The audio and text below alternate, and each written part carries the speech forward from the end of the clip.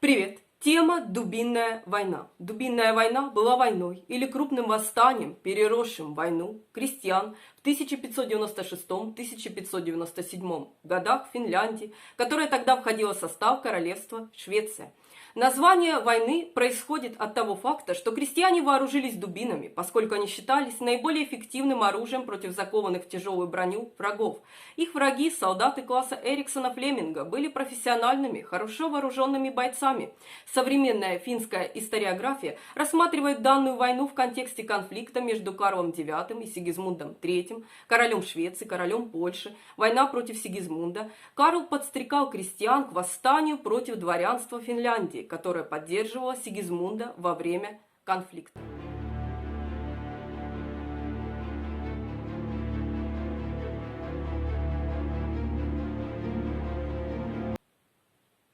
Война между королевством Швеции и Российским царством увеличила налоговое бремя. Было много злоупотреблений, беззаконий по отношению к крестьянам, совершенных дворянами и их армиями. Ключевыми причинами начала Дубинной войны были тяготы военного времени и неурожай, хаос, вызванный усталостью от войны, политические провокации, эксплуатация крестьян знатью, численности богатства, которой росли.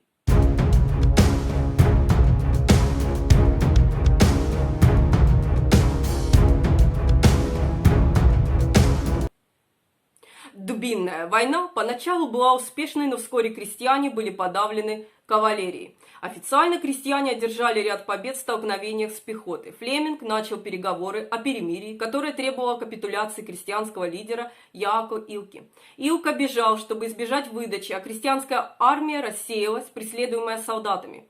В течение следующих 2 месяцев было убито по меньшей мере 1500 человек. Вместе с Илкой 27 января 1597 года были казнены 5 лидеров, возглавлявших крестьян. Израиль Ларсон был назначен новым губернатором и планировал поддерживать крестьян до тех пор, пока не сбежит, вместо того, чтобы встретиться лицом к лицу с Флемингом.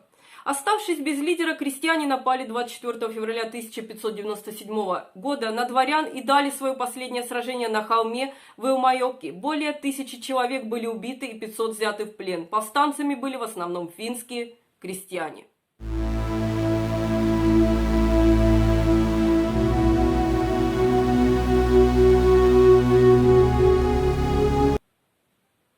В своей работе «Дубинная война и ее причины» историк Ирьо Сакари Ирьо Коскинен рассматривал крестьян как борцов за свободу и справедливость.